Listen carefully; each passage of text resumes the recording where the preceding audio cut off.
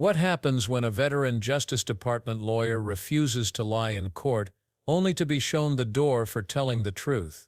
That's the explosive question at the heart of a heated showdown in Washington. Senator Chris Van Hollen just confronted Attorney General Pam Bondi over a whistleblower complaint that could shake the foundations of the DOJ. The story isn't just about one man losing his job. It's about whether honesty has become a liability inside one of America's most powerful institutions.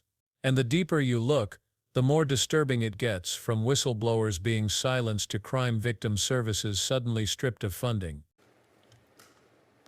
Senator Capito, thank you. We do not intend to have a second round of questions, but in our usual fashion, I'm going to call on Senator Van Hollen for his concluding questions and wrap up, and then I'll do the same.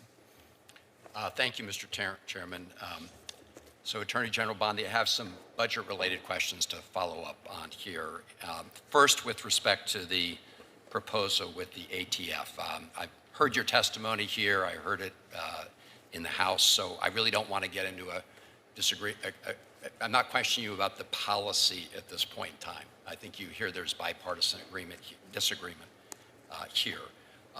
But I do want to understand your view with respect to the appropriations law, because current appropriations law does require congressional authorization to make this change, to make this merger. And so my question to you, as the Chief Law Enforcement Officer of the United States, is will you comply with the budget authorization law? We will comply with the budget law. And you know, Senator, I'm glad you brought this merger up, because if I was still a state prosecutor and hearing this, I would be concerned too about what's happening to ATF. ATF will keep its brand.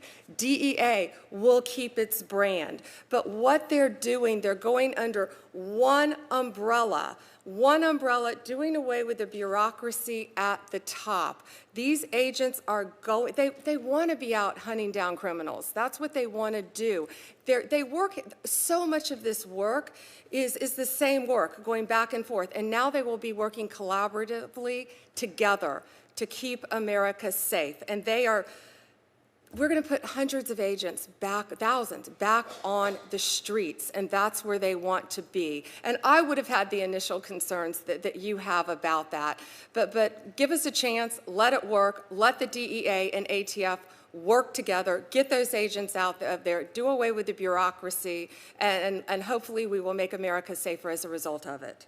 Well, I will say that wasn't just my reaction to the proposal. I was actually hearing from ATF agents as well. So again, we will obviously review that question in a bipartisan way on the committee, but I just wanted your assurance, and I appreciate it, that you'll comply with the appropriations law, which would require congressional action in order to go forward with that. We don't need congressional action for this move, however.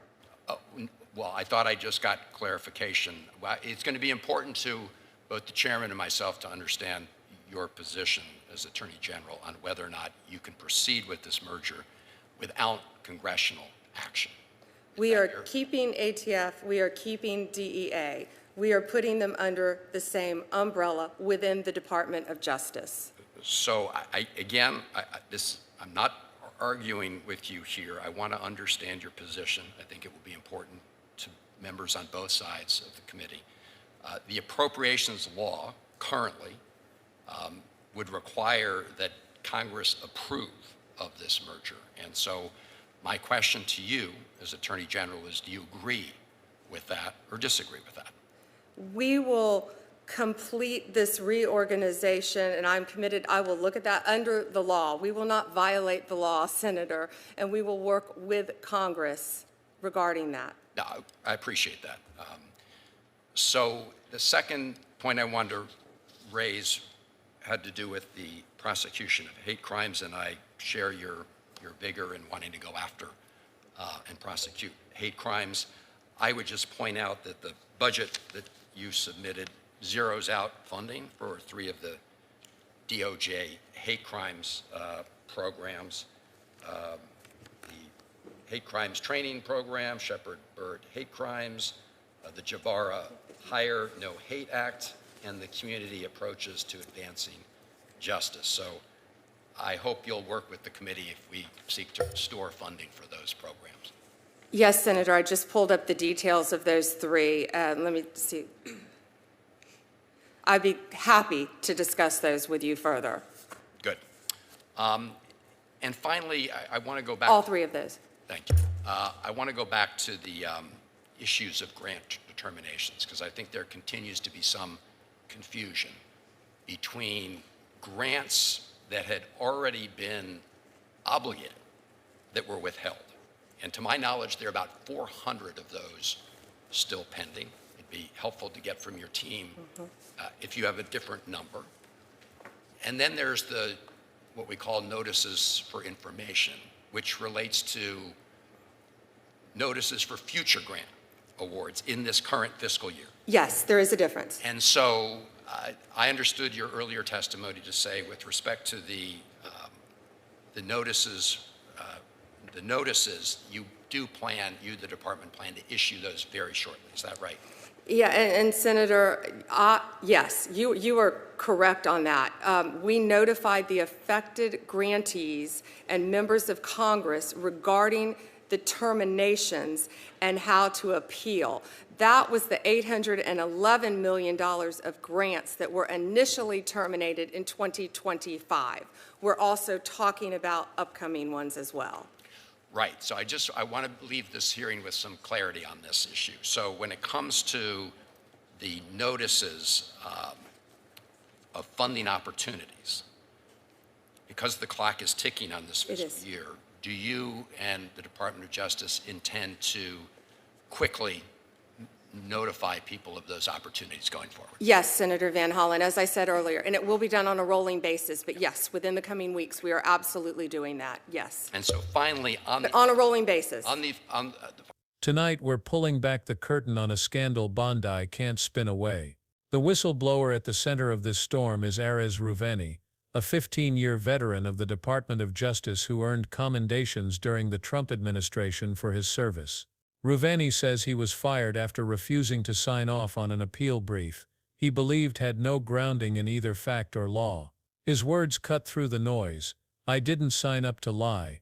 That statement turned what might have been an internal dispute into a national controversy. Bondi's response didn't help. On Fox News, she declared that every DOJ attorney under her command was required to zealously advocate for the United States, warning that anyone who failed to follow this directive would face consequences. But here's the problem. What does zealously advocating mean if it requires abandoning the truth? That's exactly the question Senator Chris Van Hollen put to Bondi during a tense exchange. He asked directly if zeal means lying, what kind of justice is being served. Van Hollen didn't mince words. He tied Ruveni's firing to a deeper rot inside the DOJ, raising the possibility that political loyalty had replaced the rule of law. His tone made clear that this wasn't about internal office drama. It was about accountability, about whether the DOJ had crossed a line from seeking justice to enforcing silence. His sharp questioning put Bondi squarely on the defensive, and her answers raised even more eyebrows.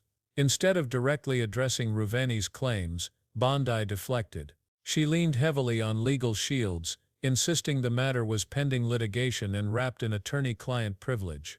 When pressed, she shifted attention away from the whistleblower altogether, defending her close allies Amal Boy and Todd Blanche.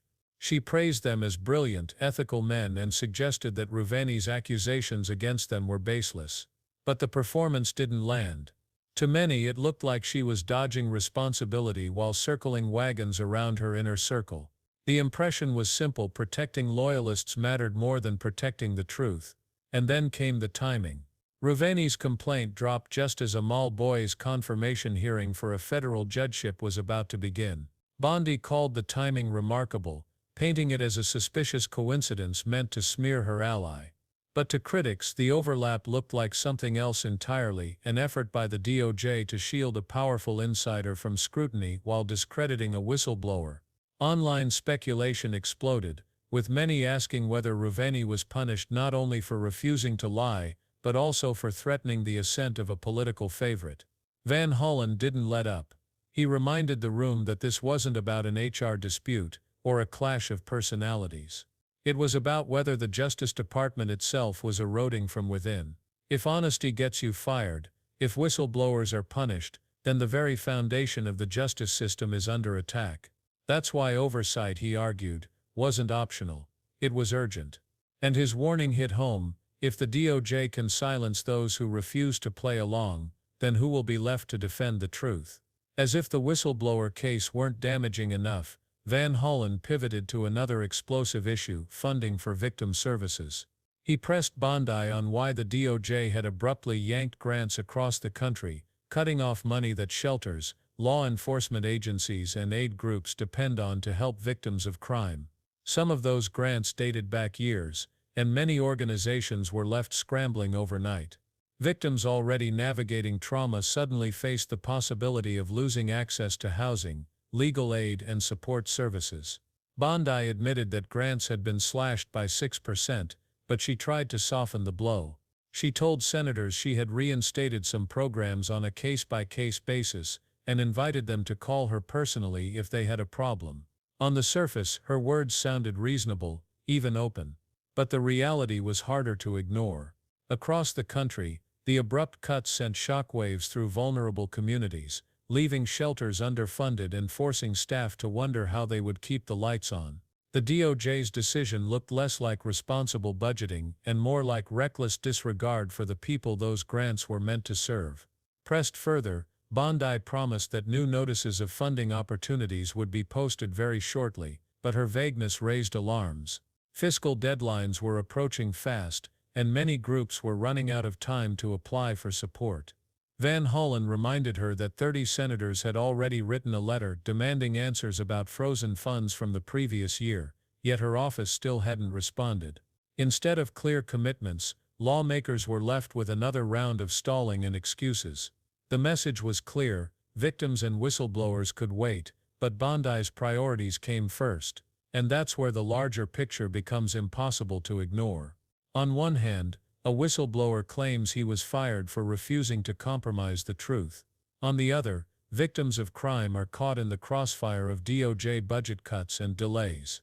Layered on top is a leadership team more interested in circling wagons around insiders than opening the doors to accountability. Transparency becomes little more than a talking point, while real people pay the price. For many watching this unfold, the story isn't just about Aras Ruveni or a single grant. It's about the culture inside an institution that holds extraordinary power over justice in America.